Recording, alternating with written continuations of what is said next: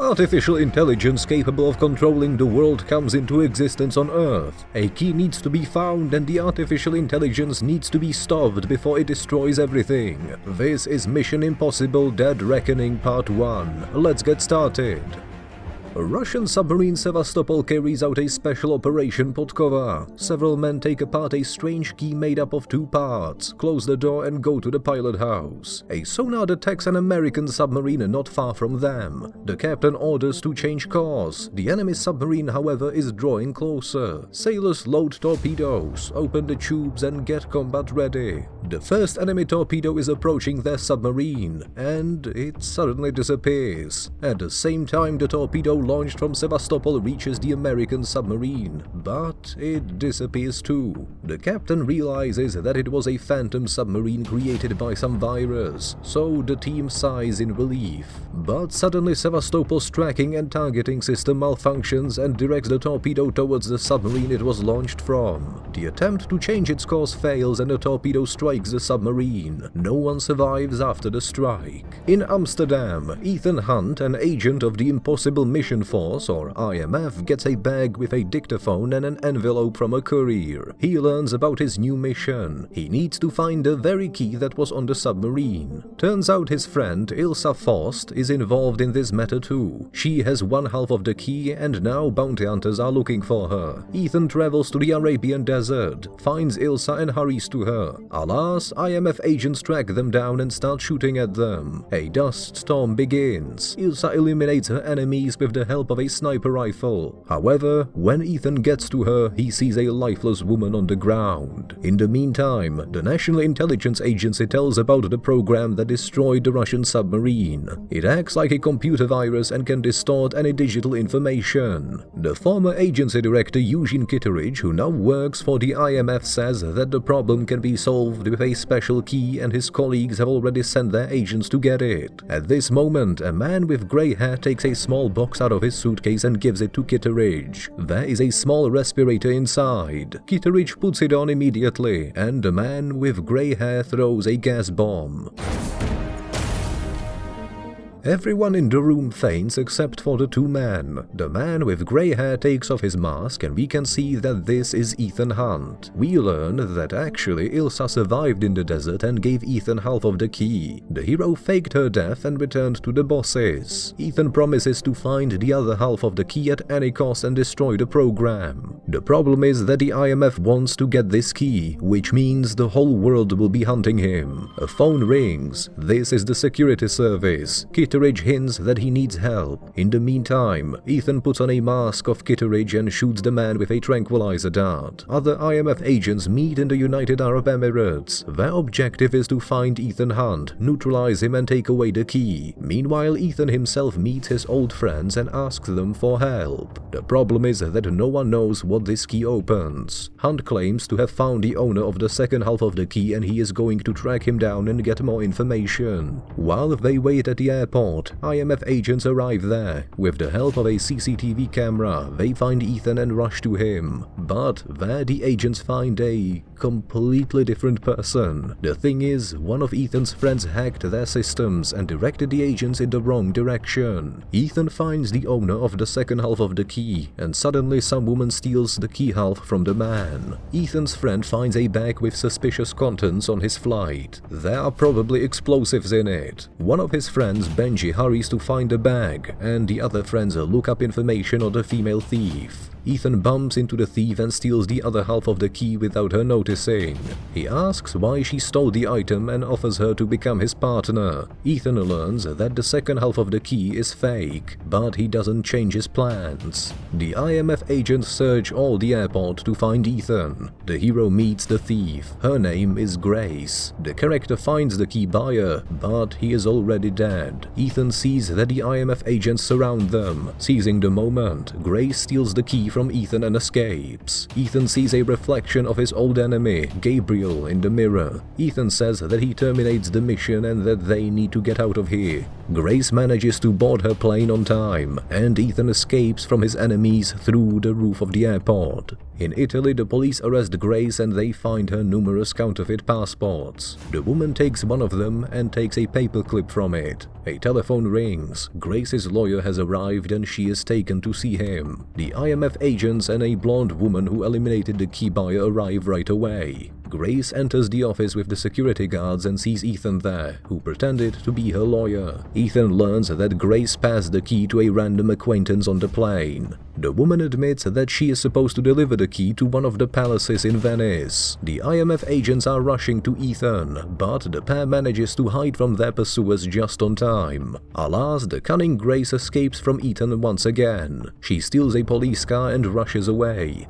Ethan starts chasing after her on a stolen police motorbike. An incredibly extreme and dangerous chase begins. Ethan catches up with Grace, but suddenly another car crashes into it. That's yet another group of people hunting for the key led by the same blonde woman from the airport. They head to Grace, however, Ethan rescues her. Ethan helps her to get out of the car, but then an entire mob of IMF agents shows up. One of them throws Hunt a pair of handcuffs. The blonde woman fights off the policeman and shoots at the IMF agents. Grace tries to escape for the third time, but this time Hunt is ready for it and handcuffs her to him. They get into a random car and drive away. Because of the handcuffs, Grace is the one who has to drive. Both the blonde woman and the IMF agents immediately start chasing after them. Grace crashes into a parking lot with motorbikes and they switch places with Ethan. The chase continues. Ethan and Grace manage to shake off their pursuers. It's time to change the car. Ethan and Grace find a fun yellow car and get on the move again. One of the street CCTV cameras recognize Grace's face, and both the cops, the IMF agents and the blonde woman start chasing after them again. This time the blonde woman happens to be the most successful. She catches up with our heroes and throws them off track. They drive down the steps. Their car flips and they switch places again. The blonde woman tries to batter them, but Ethan and Grace manage to escape and hide in a narrow tunnel. The road is blocked by police cars, however Ethan and Grace manage to break through and drive on. Alas, soon they get ambushed again, and the enraged blonde woman is about to catch up with them. Using the paperclip, Grace frees herself from the handcuffs. While trying to escape from their pursuers, they end up on the subway track. Grace leaves the car and Ethan sees that he is handcuffed to the steering wheel. The woman throws him the paperclip and runs away. The train is approaching the car.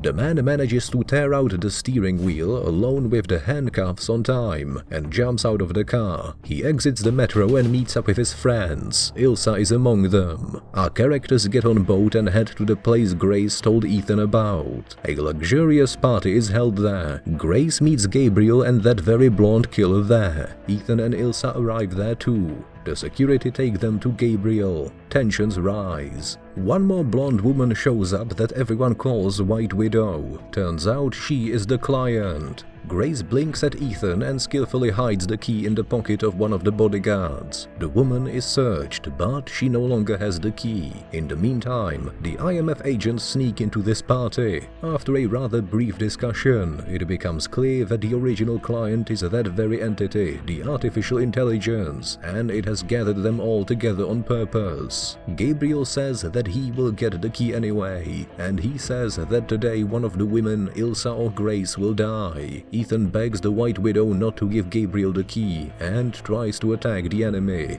but the bodyguards restrict him. Gabriel demands Ethan to make a choice. Ethan asks Grace not to move, and he asks Ilsa to run away as far as possible. After that, he attacks the bodyguards. Of course, Grace doesn't listen to him. She takes the key away from the bodyguards and escapes again. The bodyguards catch the cunning thief. However, Ethan rescues her once again. What does she do? Of course, she runs away. The situation gets more complicated due to the arrival of the IMF agents. Ethan asks his friend to find Grace. However, the AI blocks the satellite signals and then mimics the voice of Ethan's friends, leading Ethan in the wrong direction. Because of that, Ethan gets into a trap where the bodyguard and the mad blonde woman wait for him. A fierce fight begins. Grace walks up the bridge and sees Gabriel. The woman attacks him. The man, however, is much stronger and soon she falls on the ground. Ilsa shows up behind the man with a sword in her hands. Yet another single combat ensues and Gabriel wounds the woman. She limps, but continues to fight heroically. Alas, one more blow by the villain becomes fatal. Ethan finally manages to defeat his opponents and runs to the bridge. There, he finds Ilsa's lifeless body. Since Grace is alive, Ethan and his friends ask her to join their team. Here is the plan: to get on the train using the mask of White Widow and her bodyguard, and they plan to take away the second half of the key on the train. After that, Ethan will fly away using a parachute and Grace will get arrested by the IMF agents. Our characters, however, fail to make a mask of the bodyguard and Grace is forced to go alone. Ethan promises her that he will get on the train on the move. Then we see how the mad blonde woman sneaks into the train too. She knocks out the operator and opens the chest with Gabriel. Ethan rushes towards the train on a motorcycle, but Gabriel breaks into the locomotive engine compartment, increases the train's speed and messes with Ethan's plan. The real White Widow returns to her compartment, but there she is greeted by Grace wearing a mask of her.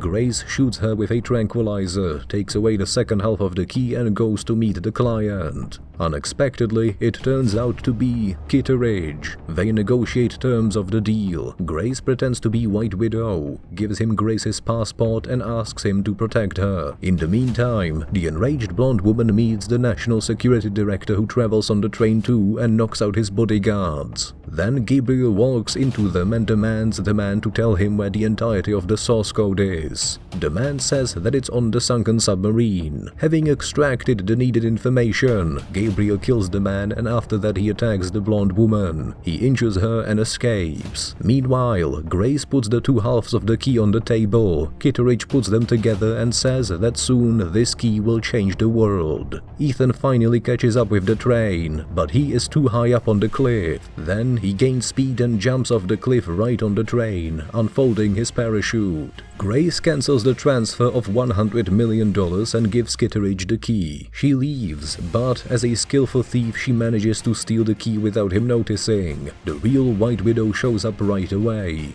Grace takes off the mask, but the bodyguards quickly catch up with her. Grace puts the stolen key on the table. A bodyguard aims his gun at her, but then suddenly, Ethan flies in through the window. While they are tackling the bodyguards, Gabriel steals the key and leaves. Grace rushes to the engine compartment in order to stop the train. However, the door is closed. Ethan chases after his enemy and finds him on the roof. Yet another fight begins. Ethan manages to disarm Gabriel. However, the man claims that only he knows what will this key open. IMF agents show up with weapons and demand that Ethan let go of Gabriel. He listens to them and the villain jumps off the train into a back of a truck. After that he activates the explosives under the bridge. Having seen that, the IMF agents start evacuating the passengers. Ethan finds Grace and boasts that he got the key. Gabriel understands that he got tricked. The IMF agents close off the leading wagon. The bridge explodes and the front wagon falls into the river. The other wagons slowly slide off the bridge. Our characters run from one wagon to another. At one point, Grace and Ethan end up in the kitchen wagon and it slowly falls down. The stove ignites and an explosion happens.